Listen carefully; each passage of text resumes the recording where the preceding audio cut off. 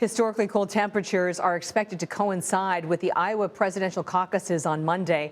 Despite the frigid weather, GOP candidates are reaching into all 99 counties ahead of the first contest of the 2024 race. Ed O'Keefe reports. With his family in tow, Ron DeSantis, the Sunshine State governor, vowed not to let a blizzard block his bid for the White House. We can handle the snow, even though we're a Florida-based campaign. He visited his Iowa campaign headquarters to thank out-of-state volunteers who are tracking down Hawkeye State residents sheltering from the storm. Governor, if you get a voter on the phone today who says, all this snow, low temperatures, why on earth should I come out on Monday night to caucus for you? What's your answer? You're never going to have an opportunity to have your vote count more, pack more of a punch than on Monday night. Very dangerous travel conditions across the state. The bad weather is forcing Republican contenders to adapt. DeSantis canceled a series of events. So did Nikki Haley, who turned hers into telephone town halls. I am so sorry that we couldn't be in Fort Dodge. Former President Donald Trump is due back in Iowa for a rally tomorrow. Sources tell CBS News there are concerns supporters could get frostbite waiting outside. It's not that snow, cold temperatures, and high winds are uncommon this time of year in Iowa and the Midwest. They're used to this. The issue is that we've never had a caucus night quite this cold. The high temperature on the coldest caucus day, 2004, was 16 degrees. Monday night could be sub-zero. But this is Iowa. I don't think the weather's going to be that bad. You know, I'm here at -2, maybe a little colder.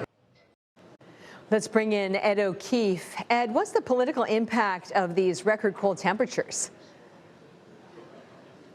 Well, Catherine, we're kind of in uncharted territory here because given that the caucus is held at one time, one specific hour, 7 p.m. Monday night, there's no way of gauging what the record low temperatures, what the potential snowfall does to deter people or inspire people to come out. And essentially all the campaigns are saying, toss out what you know about this and let's just see what happens. It's going to mean that these campaigns that have built formidable organizations in this state, primarily the Trump and DeSantis campaigns, are really going to be tested in ensuring that those that they've tracked precinct by precinct across the state can show up.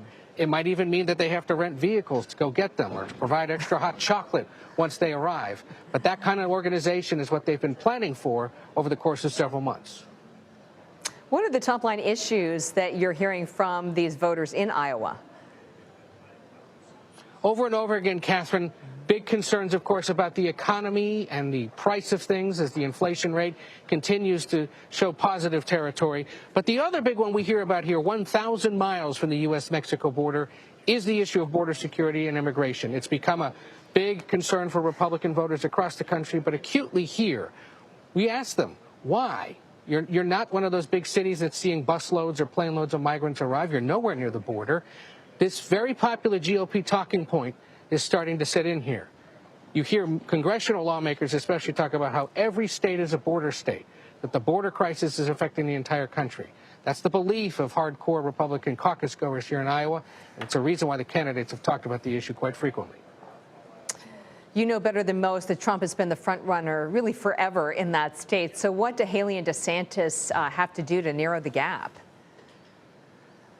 They want to get as close to him as possible, second place, maybe even a close third behind him, because they're looking to juice momentum from here in Iowa, in New Hampshire, where Haley's doing well, and in New Hampshire and South Carolina, where DeSantis is looking ahead to. We learned tonight, for example, that after the caucus Monday night, he's not going to New Hampshire like Trump and Haley are expected to. First, he's going to South Carolina, which doesn't hold its primary until later in February. The reason, his campaign says, is they want to remind Trump and Haley that this is set to be a, quote, long, scrappy campaign, one that will continue through New Hampshire, through contests in Nevada in early February, into South Carolina, and then Super Tuesday in early March. Of course, the Trump operation is anticipating a big win here, a decisive victory in New Hampshire, that by the time the South Carolina contest happens, it's all but over. We'll see. Ed O'Keefe reporting in Iowa.